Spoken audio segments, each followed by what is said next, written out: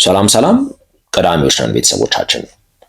አንዳንድ ሰዎች በየትኛውም የእድሜ ክልል ላይ የሚገኙ በተለይ ደግሞ ማህበረሰቡ ይሄ ክፉና ደግ ለይቷል ብሎ በደፈናው ያስቀመጠውን የእድሜ ገደብ ካለፉ በኋላ ከማህበረሰብ ጋር ሊያኗኑር የሚችል ነገር አይኖራቸውም ማለት ይቻላል። በየአካባቢያችን የምናውቃቸው ሰዎች አሉ። በጣም ይሄ ለጸብ የሚጋበዙ በትንሽ በትልቁ በውሃ ቀጠነ ከሰው ጋር የሚጣሉና የነሱ ጸብ ደግሞ መስመሩን ያለፈ የሚሆን ማለት ነው። በሰፈሪ አንድ ማውቀው ልጅ አለ። እንደዚህ አይነት መልኩ አሁን ህይወቱ አልፏል። በጣም በትንሽ በትልቁ በውሃ ቀጠነ ነው ከሰው ጋር የሚጣላውና አንዳንዴ ለነገሮች የሚሰጣቸው ሪስፖንሶች በጣም የተጋነኑ ይሆናሉ። አንድ የማስታውሰው ከሆነ ሰው ጋር በሆነ ነገር ይጣላል። የተጣላው ሰው ቁጭ ብሎ ወተት እየጠጣ ነው። ይመጣና ወተቱን እላዩ ላይ ያፈስበታልና ትኩስ ወተት ነው። ልብ በሉ ቤተሰቦቻችን፣ እላዩ ላይ ያፈስበታል እና ያ ልጅ በቃ ሰፈር ውስጥ የሚታወቀው በጣም በጸበኛነቱ ነው። በጣም ጉልበተኛ ነው። በጣም ተደባዳቢ ነው።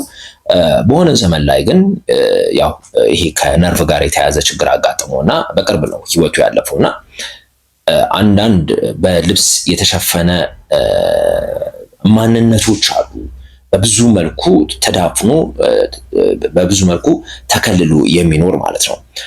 አሁን የማጋራችሁ ታሪክና ቤተሰብ አስገራሚና አሳሳቢ ነገሮች አሁን ካልኳችሁ በዚህ በልብስ ከተሸፈነው ውጪ እነዚህ በጣም አደገኛ እና የተደበቁ ማንነቶች እንዴት በእምነት በወግ አጥባቂነት ተሸፍነው እንደሚፈነዳ ፈንጂ ወይም ደግሞ ቤንዚን አጠገብ እንዳለ እሳት ጊዜያቸውን ጠብቀው ለመጋየትና ይሄንን ከጋዩም በኋላ የሚያደርሱት ጉዳት መመለስ በማይቻልበት ሰዓት ከረፈደና በጣም ብዙ ጥፋት ከደረሰ በኋላ መሆኑ ደግሞ የሚያሳይ አንድ ታሪክ ነው ማጋራችሁ። የታሪኩ ባለቤቶች የ50 ዓመቱ ግሪጎ ይባላል። ባለቤቱ የ40 ዓመቷ ሳራ እና 4 ልጆች አሏቸው። እንግዲህ የልጆቻቸው እድሜ ከ15 ዓመት እስከ 2 ዓመት ነው። የመጀመሪያው ነህሚያ ይባላል፣ የ15 ዓመት ነው። ቀጥሎ ያለችው 3 ሴቶች ናቸው፣ የ9 የ5 እና የ2 ዓመት ልጆች ናቸው። እንግዲህ አቶ ግሪክ ታሪኩን ለማየት እንደሞከርኩት አባት ማለት ነው በእምነቱ የማይደራደር አክራሪ ከሚባሉ ወይም ደግሞ ፈንዳሜንታሊስት ከሚባሉ የክርስትና እምነት ተቋሞች በአንዱ ፓስተር ነው። ይህ ቤተሰብ በጣም ዓለምን አብዝቶ የሚጠራጠር ቤተሰብ እንደሆነ ነው የሚነገረው። እንግዲህ አሜሪካን ሀገር ውስጥ 2 አይነት የልጆችን የማስተማር ሂደት ነው ያለው። አንደኛው እንደ ማንኛውም ልጆች ትምህርት ቤት ሄደው ልጆች በሰዓት ተገድቦ የሚማሩበት ትምህርት ቤት አለ። ይሄ መደበኛ የትምህርት ስርዓቱ ነው።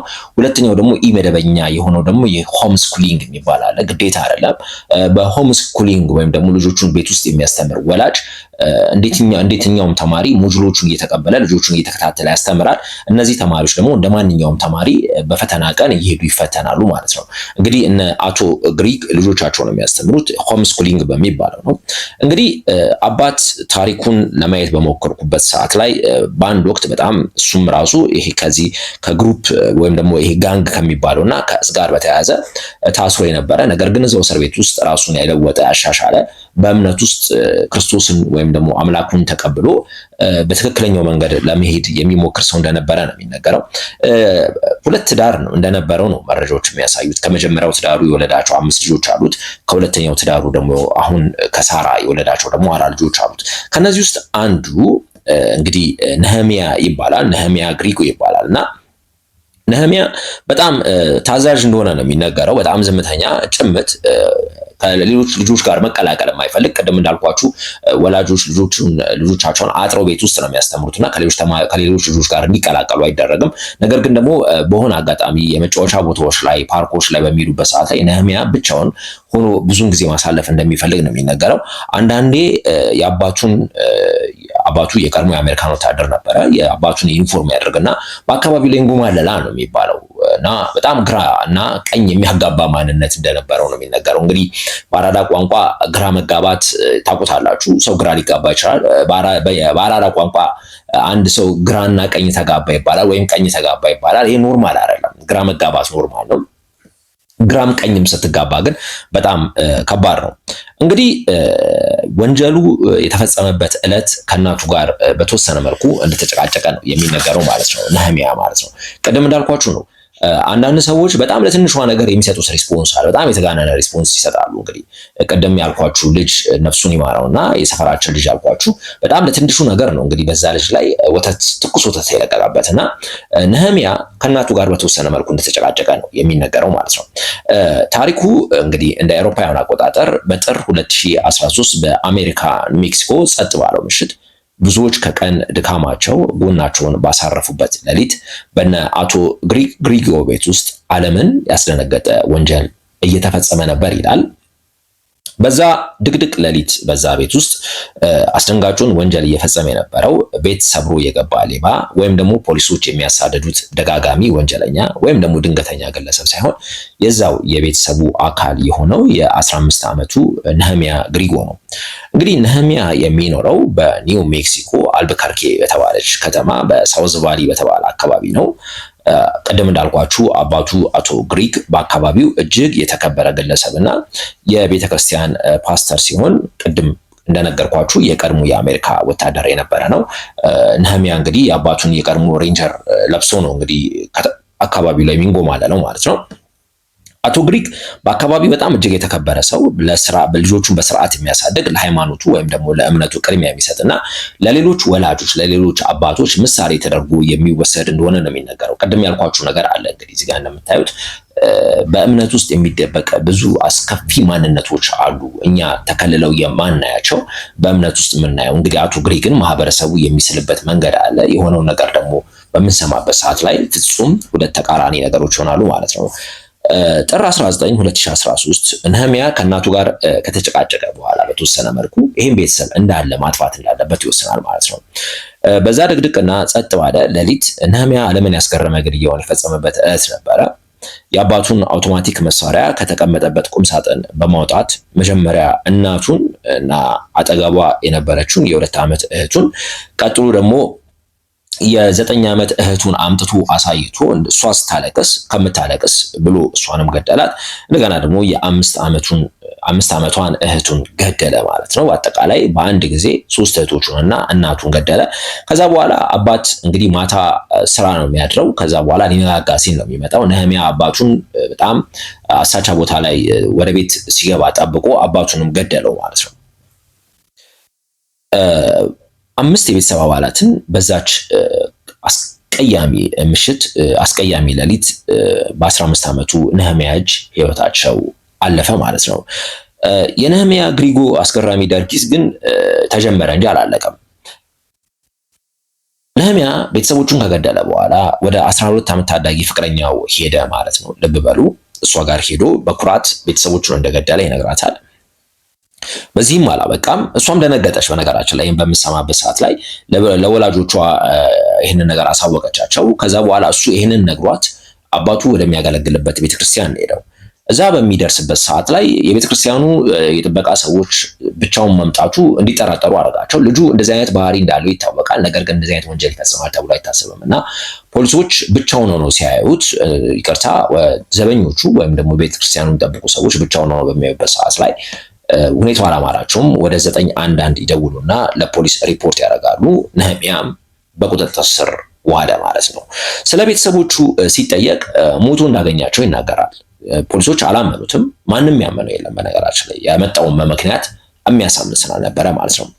በመጨረሻም ያው የአሜሪካ የፖሊስ የምርመራ መንገድ በጣም ከባድ፣ በጣም አስቸጋሪ ነው። ነህሚያ ወንጀሉን መፈጸሙ አመነ ማለት ነው። ነገር ግን እንዴት ከእናቱ ጋር የተጨቃጨቀው ነህሚያ የዚህን ያክል ወንጀል ሊፈጽም ይችላል ሌላ ምክንያት ከሌለው በስተቀር የሚለው ነገር ፖሊሶቹን ራሱን የቻለ የቤት ስራ ነበረ።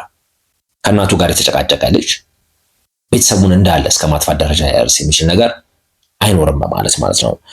አንድ የ15 ዓመት ታዳጊ እንዴት በዚህ መልኩ ለምን ጨከነ የብዙዎች ጥያቄ ቢሆንም ነህሚያ እንደ አይነት ምልክቶችን ያሳይ እንደነበረ አንዳንድ መረጃዎች ይናገራሉ። ይቅርታ፣ ስለ መግደል አብዝቶ ያወራል።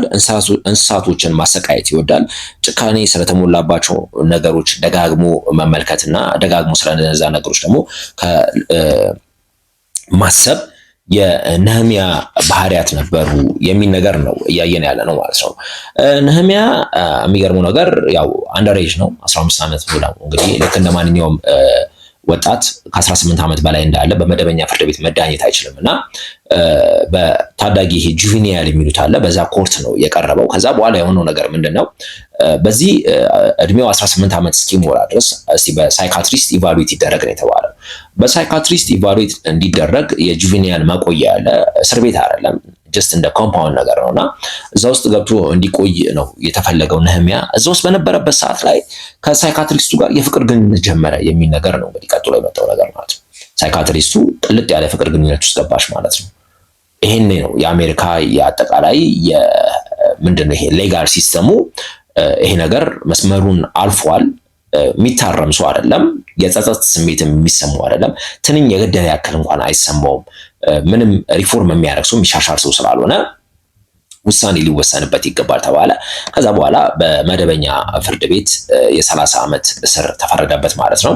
እንግዲህ ነህሚያ ኦልሞስት ወንጀሉን ከፈጸመ 12 ዓመት ሆኖታል። ከዚህ በኋላ 18 ዓመት ይቀረዋል።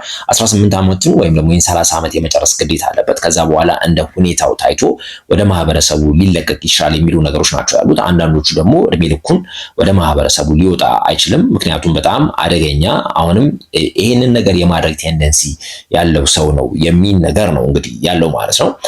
እነዚህ ነገሮች በምንመለከትበት ሰዓት ላይ ወደ ራሳችን፣ ወደ ማህበረሰባችን፣ ወደ የአካባቢያችን፣ ወደ ቤታችን ማምጣት በተወሰነ መልኩ ይገባል ብዬ አስባለሁ። ያንዳንዱ ወላጅ ልጆቹን በትክክለኛው መንገድ ማሳደግ አይደለም። አቶ ግሪጎ ይሄንን ያቃተው የጎደለበት ነገር ያለ አይመስለኝም አባትየው። ነገር ግን ትልቅ ችግር የሚባለው የልጆቹን ባህሪ በትክክለኛው መንገድ ኢቫሉዌት ማድረግ ማጥናት አለመቻል ይመስለኛል። እና አሁን እንግዲህ ነህሚያ በኒው ሜክሲኮ ባለ እስር ቤት የ30 ዓመት እስር ተፈርዶበት እንግዲህ ከ30 ዓመት በኋላ በይቅርታ ቦርድ ጉዳዩ ታይቶለት ወይ ወደ ማህበረሰቡ ሊቀላቀል ይችላል ወይም ደግሞ እስከ ዕለተ ሞቱ እዛው እስር ቤት ይቆያል ማለት ነው። ነገር ግን የ50 ዓመቱ ግሪጎ፣ የ40 ዓመቷ ሳራ እና 4 ልጆቻቸው የ9 የ5 እና የ2 ዓመት የሆኑት ልጆቻቸው የዚችን ዓለም ጣም በትክክለኛው መንገድ ሳያዩ በገዛ የቤተሰባቸው አካል በልጃቸውና በወንድማቸው ህይወታቸውን አጥተዋል ማለት ነው። ቤተሰቦቻችን ከኛ ጋር ስለነበራችሁ በጣም አመሰግናለሁ።